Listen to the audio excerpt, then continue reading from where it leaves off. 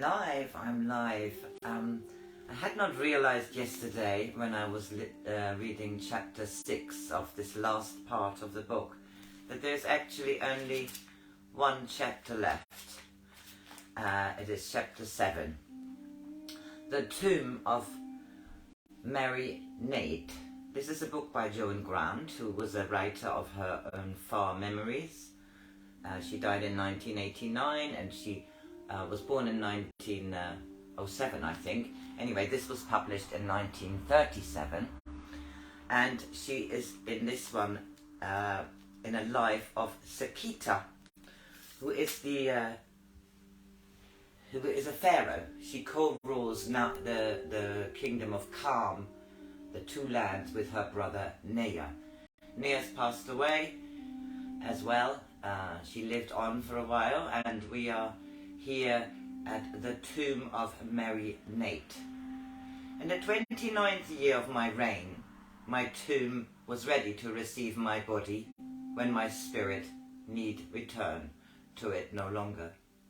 I shall lie at Abidwa in the city of the living dead, among the beloved of my family in the last garden of Zaatet. Round me will sleep the companions of my journey. Nay Serah, who taught me to fashion the golden sandals, so that the causeway to the gods was smooth under my feet. The viziers who gave me of their counsel. The captains who have been a flail in my hand to scourge the enemy of my country. Ma'ata, who sheltered my childhood. Harka, who made me wise in the ways of chariots.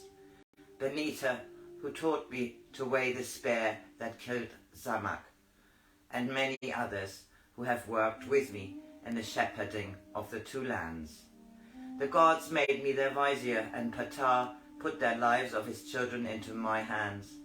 The scroll of my life is nearly scribed, yet within me are housed all that I have been since I was born in the royal city.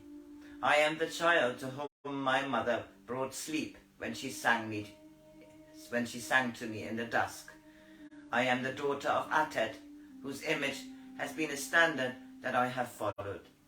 I am the girl who went into the temple to learn of wisdom, and the triumphant one who has proven her wings. I am the woman who rejoiced in her lover, and who sorrowed until the tears of her heart were stemmed by the slow healing balm of time. I am the Pharaoh who gave justice to the two lands, and the warrior whose chariot led the van of spears. With me in my tomb shall be those things that will show our followers in time the manner of people who once dwelled in Kham. There shall be the things that I have used during my life, the sandals and the cloaks and headdresses I have worn, and the chest wherein I have kept my necklaces, the furniture from my apartments, the little vase that held my flowers when I lived in the temple. These things will show the surroundings of my life, but it matters little what people wear, what houses they live in, or what things they use.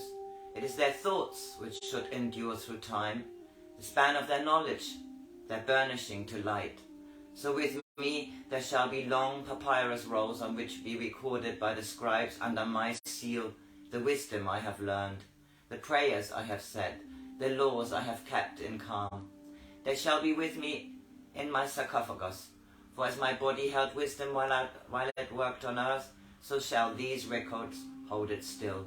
They shall be tied with threads of the warrior scarlet, and sealed with my priest name, Meri-Neyt. With me also shall be the legend of the creation of earth and the story of the journey of man. When man sets forth upon his journey, he has learned the strength of mountains and the gentleness of plants, and become wise in the ways of animals. Yet if evil is upon the one hand and good upon the other, to him the faces are as one statue reflected in two mirrors, for his ma'at is an empty jar. But through long time he finds that the voice of evil, though it beguiles him with smooth words, brings pain and sorrow to him. And thereafter it may be that for many lives he listens to no counsel. Then the voice of good shall fall upon his ears, a voice calm as clear water, unhurried as a hill of stone, and it tells him of the end of this journey, and the traveller listens, and he goes on his way, refreshed. But the things of earth are still heavy upon him, as though he carried a great burden upon his shoulders. He seeks wisdom in many countries and in a multiplicity of tongues. Sometimes he travels across stony deserts, where his footprints are scarlet upon the sand, and sometimes he walks by the river, beneath the shade trees. But whether his day has been in rejoicing or in tribulation, always at night he shall sleep, to awake refreshed on a new dawn. He left the gods to go upon his journey, and he thinks that he has travelled away from them. And for many lives this is so, for he journeys upon a circle, and in time he becomes a pupil of one of the 12 pupils, of one of the 12 pupils of a luminous one. Now he has joined a brotherhood, each of whom is part of the gods, as the filaments of the feathers are part of the horns. When this time comes, it is upon the order semicircle that he travels, returning from whence he came. And when the end reaches the beginning, his circle will be completed. Then he will be one with the Father, brother to the gods who gave him life. Upon the same scroll shall be recorded the weighing of the heart by the 42 assessors of the dead. When the traveller reaches the end of his journey, he finds himself upon the bank of a river, and before him he sees a boat, which is the boat of time in which he must take passage. But before the decks allow him to set foot upon them, he must call them by name, and he must name the oars, or they will not row him, and he must name the prow, or it will not lead the boat along the river. He journeys in the boat over the dark waters until the river down plunges into the great caverns. Here he is beset by demons which assail him in their shapes of terror, but if he is without fear, they cringe back into the shadows. Then he disembarks upon a quay where 7 steps lead up to a great door. He must call upon the bolts by their names, and the hinges by their names, and he must know the secrets even of the planks that make it. At the hearing of their names the door opens before him, and he passes through into a great hall of audience, where, seated on their thrones, are the 42 assessors of the dead. They soar above him into the shadows, and their faces are beyond his sight, for he is in a valley amongst the mountainous gods. Each in his turn shall challenge him, and if he cannot answer them in truth, saying, "By the feather of truth thee have I conquered," then shall the floor open under his feet, and he shall be in darkness, until he emerges from his mother's womb. And in his conquering, the virtues shall enter into him, and the evils shall enter the strength of their overthrowing into his heart. Upon the 4 sides of the hall are the assessors upon their thrones. And the first shall challenge him, saying, "Hast thou treated thy body wisely and considerately, even as thy Creator cherished thee in the days of thy youth?" And the second shall say, "Hast thou lived out the full span upon the earth that the gods allotted thee?" And the third shall say, "Hast thou kept thy body as clean garments, as unstained by the river of filth?" And the fourth shall say, "Hast thou lain only with a woman whom thy spirit loveth also?" And the fifth shall say, "Art thou free of the knowledge of the body of thy mother, or thy daughter, or thy sister, or thine aunt?" And the sixth shall say, Has no man been unto thee as a woman?" And the seventh shall say, "Is there any animal that can call thee husband?" And the eighth shall say, "Have thine hands taken that which was not theirs to hold?" And the ninth shall say, "Hast thou eaten of food until the belly was tormented and cried out against thee, or taken of strong drink until thy will was the slave of thy body?" And the 10th shall say, "Hast thou severed the silver cord of any in violence?" And the 11th shall say, "Has thine anger been just, and the flail in thy hand been as the flail of Pharaoh?" And the 12th shall say, "Hast thou looked upon the rich and the skilled, and known not envy? And the 13th shall say, has thine heart been untorn by the claws of jealousy? And the 14th shall say, hast thou spoken no evil except of evilness itself? And the 15th shall say, hast thou left no plough idle in the furrow when the seed was ready for sowing? And the 16th shall say, hast thou lusted after knowledge for those things that were not for thine ears or for thine eyes? And the 17th shall say, hast thou seen thy giant shadows upon the wall, and thought thy semblance mighty? And the 18th shall say, hast thou turned from the right path when it was beset with danger? And the 19th shall say, hast thou chained thyself to earth with fetters of gold? And the 20th shall say, hast thou looked upon the things of earth until thine eyes were blinded? And the 21st shall say, hast thou been upright in thy dealings in the marketplace? And the 22nd shall say, hast thou shown gratitude to all who have befriended thee upon thy journey, whether it be by thy companion or the pomegranate that refreshed thee when thou didst thirst? And the 23rd shall say, hast thou given bread to the poor and the fruits of thy vineyards to the weary? And the 24th shall say, hast thou closed thy mouth against falsehood?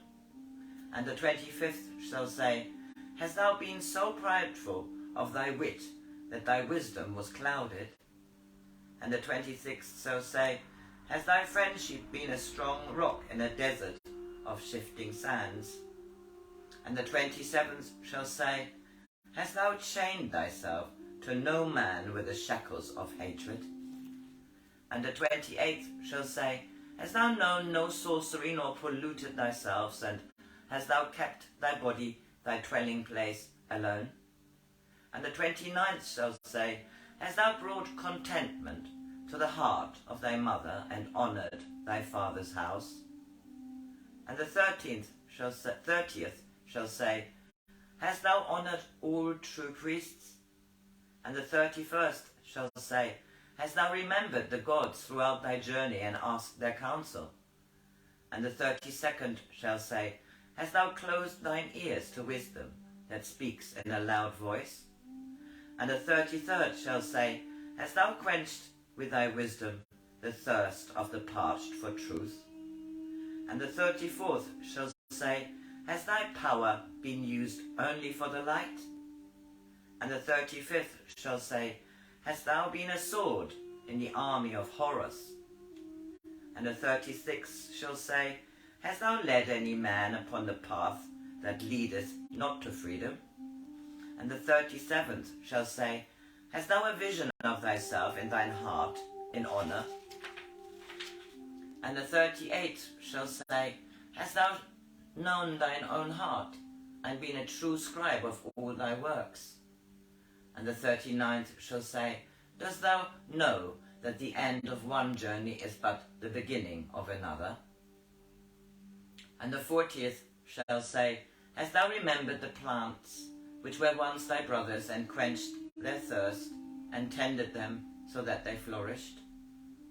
And the 41st shall say, hast thou been to all animals as thy master is to thee, using wisdom, kindness, and compassion unto them who were once thy brothers? And the 42nd shall say, canst thou say in truth, I have never worked man nor beast beyond its strength? I have known that all upon earth are my fellow travellers, and I have succoured them upon their journey. Then he shall no longer hear the sonorous voices of the gods, and in silence his own voice shall ring forth, saying, thee have I conquered, for upon earth there is no sinful one, no sorrowful one, no suffering one, through any act of mine. Then this hall of truth shall be as the noonday, made luminous by the pure, clear flame of his spirit. And if all the winds of earth shall gather their forces upon this flame, still would it burn serenely undisturbed. He no longer sees the gods towering above him, for he has become of their stature, and to him their faces are as though he looked in a true mirror and saw his own countenance, for he is a brother in their semblance. Then before him he sees the great scales of Tahuti. Upon the one side is his heart, in the form of a jar of his Ma'at, and upon the other side is the feather of Ma'at, and they are poised each to each in perfect balance, for upon both sides there is truth. And the walls open before him like a great gateway, and he walks forward into the light of the celestial fields, where the corn that stands 7 cubits high awaits his garnering. Oh, there is a chapter 8. Chapter 8, Return from Exile.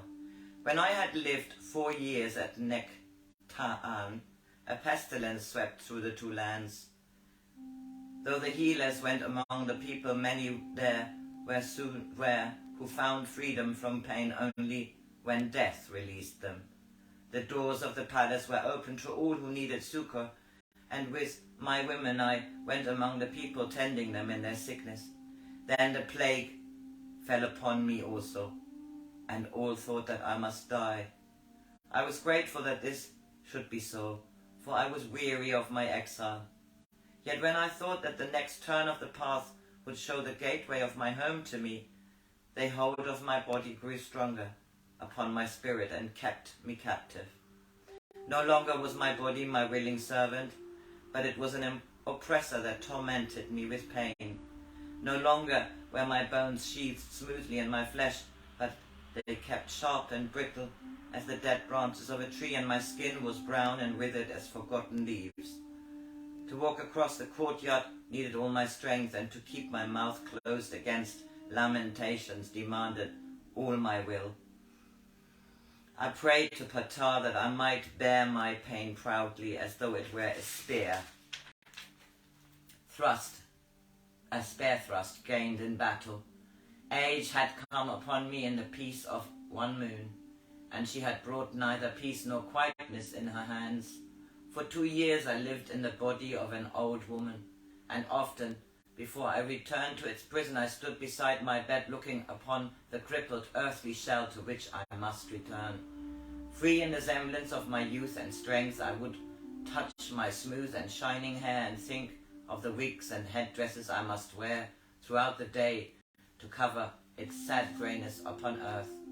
It might be that while I slept, Nea and I had been reliving our childhood together, had climbed a high mountain or swum in moon-green lakes. And while my feet paced slowly beside the palace lotus pools, I would think of my dreams as if I were a night-singing bird, shut in a wicker cage that hears its brother's wings towards the sky. There are many whose bodies are old and heavy upon them, who shun the face of death. Why are they frightened to renew their youth? Why are they frightened of release from pain? Grant that the day may soon, when falling sands shall mark the ending of this little span, so that my body can sleep and need not wake, and I may be free as youth and wise as age. When I was 53 years old, I saw the gates of my home open before me. I walked with my mother and Nea and Sa'atet, and that was Neserah, in the gardens of the setting sun, and I knew the joy and of peace that are one. Far below me I saw earth as a little cold room that had opened its doors and let me free. Then faintly I heard a cry, like frightened children who are alone, and it was the sorrow of my people who knew that I was dying. And though I knew I need return no longer to that body wherein pain housed with me, down through the shadowed depths I went, and for the last time I made my body speak unto the people that I loved, so that they might share my happiness with me, and need not be sorrowful that I had died. As I felt my body close on me, I prayed for strength, that my last message to them should be clear and silver-tongued. I have seen the splendor of the evening veiling the sky in the colors of the universe. When the great sun god Ra journeys beyond earth, or to hold converse with his brothers, Yet shall I see a greater glory than this pageant of the West. I have heard 1,000 singing birds whose throats cry out the melody of life. Yet shall I hear far sweeter songs than this, nearer the heart of music than a harp. I have led chariots in the battle line and set victorious banners on the wind. I have found peace in temple colonnades and listened to wise counsel from true priests. I have kept my country's plough hands deep in grain and shared with them my people's quietude. Yet do I know the glories of the earth are fleeting shadows on a misty day, beside that moment when, ahead in time, I shall at last unbar death's final gate and walk in the fields of the long-standing corn. Then, like a sun shaft breaking through a cloud, I left the shadow land of tears and pain to walk with my dear companions in the light. The end. That was a wonderful book, and I hope you enjoyed it. I shall find another.